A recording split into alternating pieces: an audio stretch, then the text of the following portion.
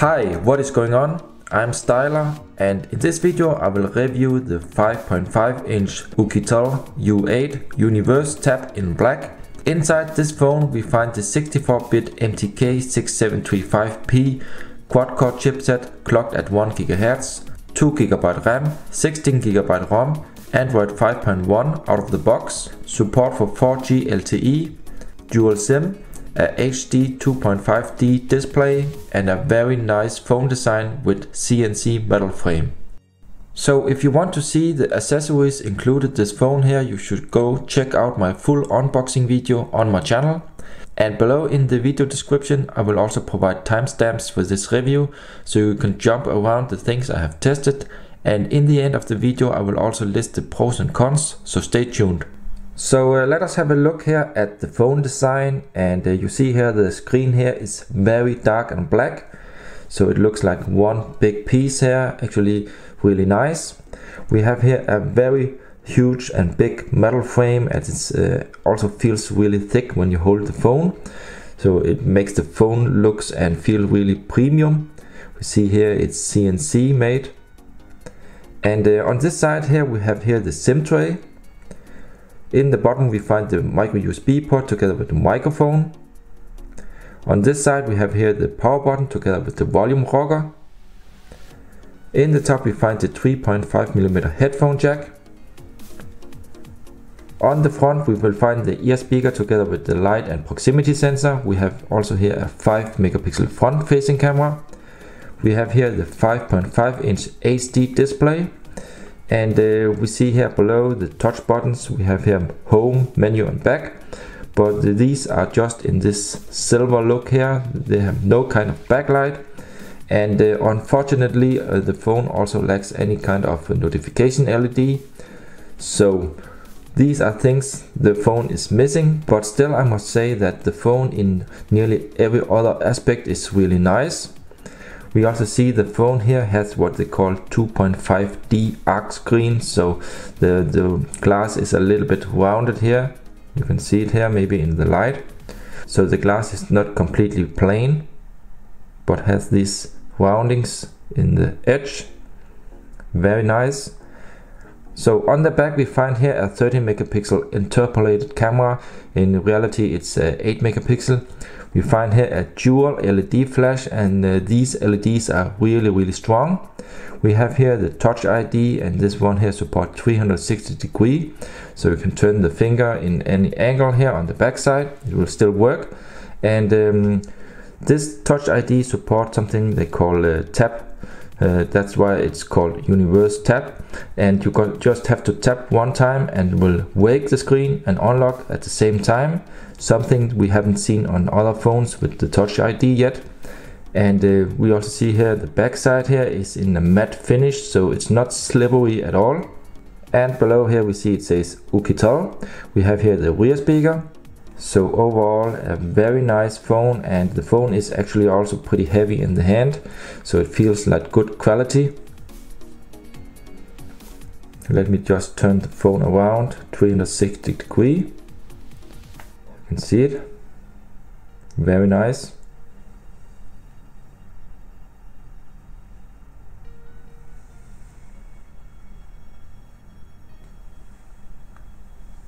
So the back cover on this phone here cannot be removed, and also not the battery, so that's why you have to insert the SIM card here in the side. Let's just open up for the tray. Okay, so here you see it's a dual tray, dual SIM tray, so you can here use 2 SIM cards, but you can also use here a microSD card. And here you see the tray close up. We see the number 1 and 2 and also the text TF. So TF is for the TF card, so you have to place the cards in the correct direction. Okay, let us now have a look at the phone, and the phone supports double tap to wake. So you see here the lock screen, so this is the stock lollipop. So let me try here the Touch ID, and you can see it unlocks. Okay, so let us try here with the screen completely off. I will tap one time here, and we can see it unlocks from screen off to completely unlocked. So that's a really nice thing. Let me try once again. So you will see my finger here. So this most of the time works really nice. So this phone here can unlock directly from the screen off, while other phones with the Touch ID cannot this. On these you always have to turn off the screen first with double tap or the button here before you can actually use the button. So it's a really nice thing with the Universe tap. One tap and it will unlock. And the fingerprint scanner here on the back for the most time works pretty good. But I must say that I don't find the fingerprint scanner to work as good as on the Ulefone B Touch or the Ulefone P7000. For some reason the finger touch ID scanner here on the back sometimes is a little bit more sensitive, and if you're doing it too fast or you're not doing precise, it will maybe not always work, but most of the time it does work. So let us have a look here on the power off menu here. So here actually you can also see we have the option quick boot here, reboot, power off and so on, so that's nice. We have here the UI, and let me just scroll a little bit here. You can see it's smooth, not laggy at all, very fast. So this phone here has no kind of app drawer, so all the apps are placed here on the home screens.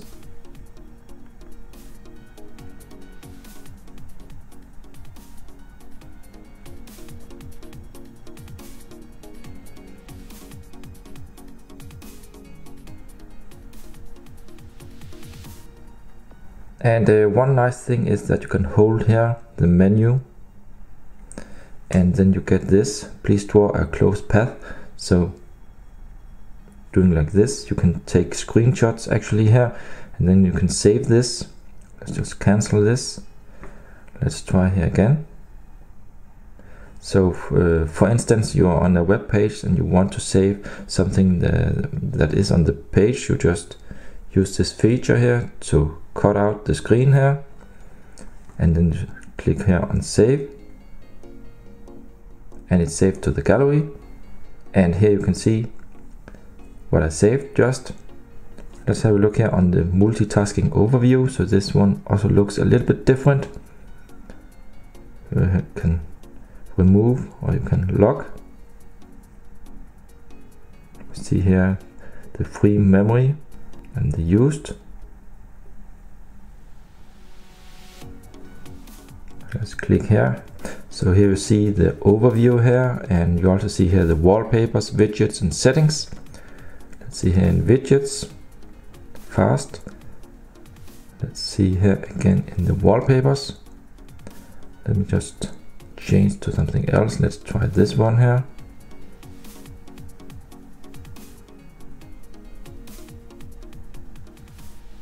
Okay.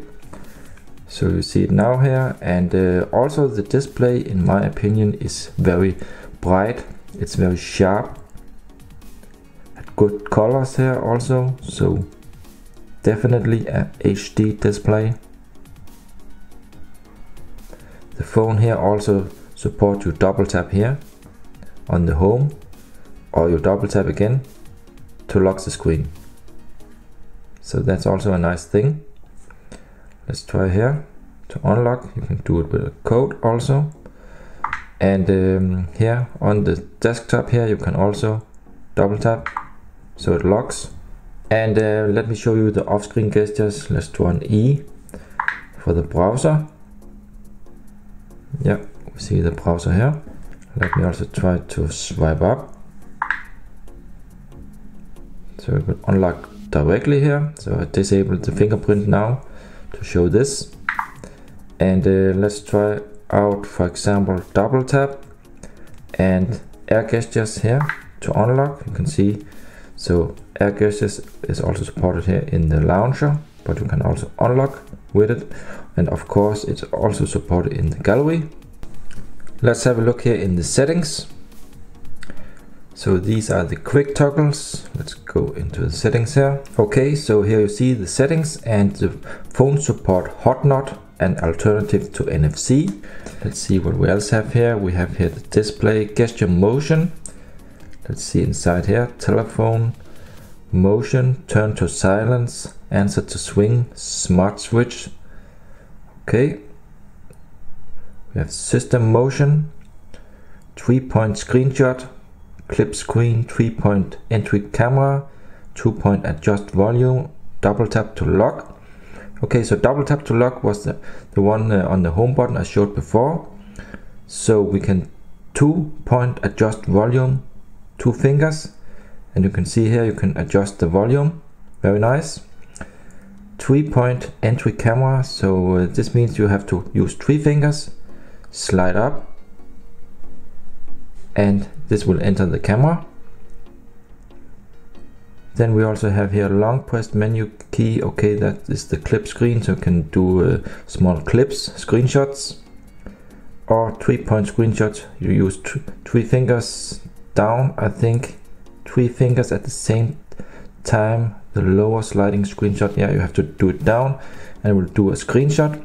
So then we have here the storage.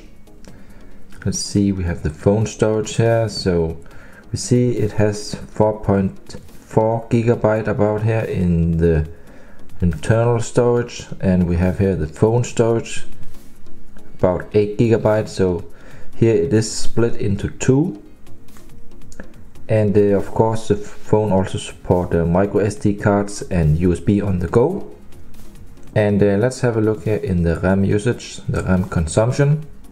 So we see here 242 megabyte is used. That's not much. And we have here still 1.5 gigabyte of RAM available. Totally the phone has 2 gigabyte of RAM, so that looks good. And we find here the gesture unlock. Let's have a look. Double tap to wake, slide to unlock, slide down to start the camera, and so on. Off-screen gestures, for example, draw an E to start the browser that I showed in the beginning. We have the fingerprint settings here. Have a look. You can set this up to unlock the screen. With the fingerprint, you have to learn the fingers. I have 3 fingers learned here. And you can also lock applications here with the fingerprint. That means when I lock the browser, for example, like this, we activate here. And you want to open up the browser, then you will get this lock. And let us test it out. I set the fingerprint unlock to lock the file manager, so let's have a look. So you see this lock here, you have to enter the password or use your fingerprint. Let me use the fingerprint here, and you can see it's working. I placed my finger here on the back, so that way you can lock different apps on the phone and only access it with the fingerprint or the code. Let's have a look in language and input. So the phone is multi-language, so it will support almost all kind of languages here.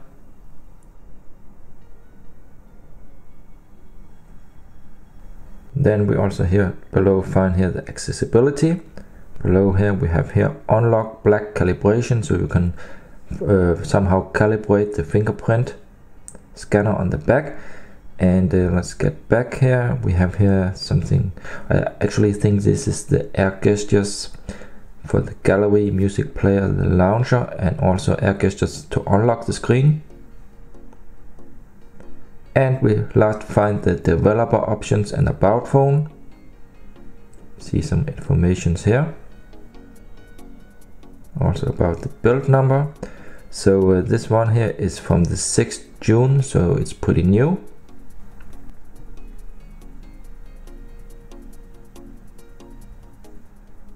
Okay. And if you want to update the phone, there's actually a shortcut here. Let me find it here, called the wireless update. So click here and you can see it support OTA, wireless update. Let's have a look inside the camera. So this is the camera app, and the camera app is pretty stock. Let's see here, we have face beauty, we have here multi-angle, panorama, and so on. And we can have a look inside the settings.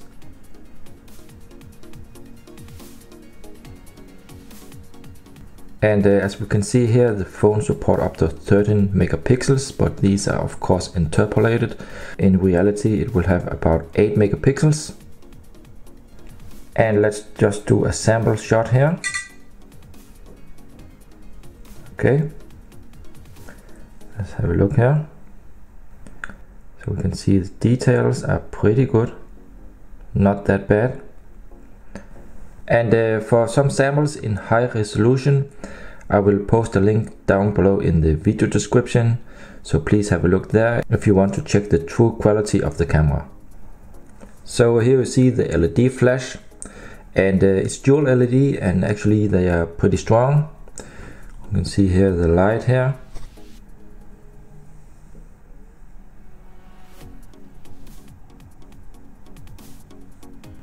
And the phone of course also support USB on the go. So here I have the USB on the go cable with a USB stick, and let me just show you here in the file manager. We have here the external USB storage found. In other, let's check out the pictures here.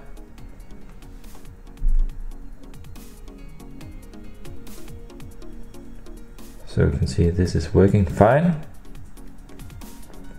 And also regarding the sound, with the earphones, these are the Xiaomi Piston 2. The sound is, as always now in these 64-bit new phones, very good, very loud, good quality and a lot of bass.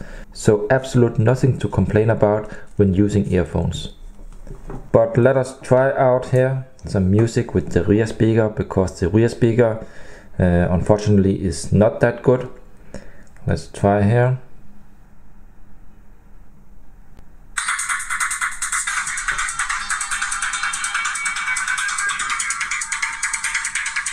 So as you can hear, the sound is very, very metallic.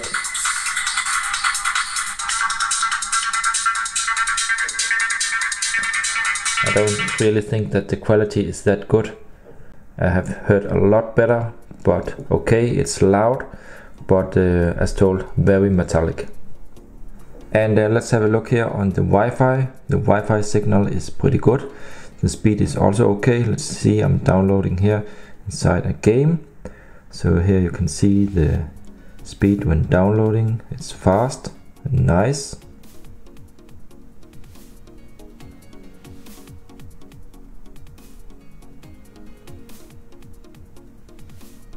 And let us now try out a test call.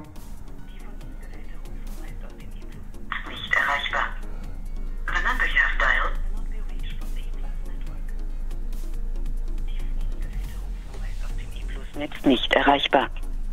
The number you have dialed cannot be reached from the E+ network.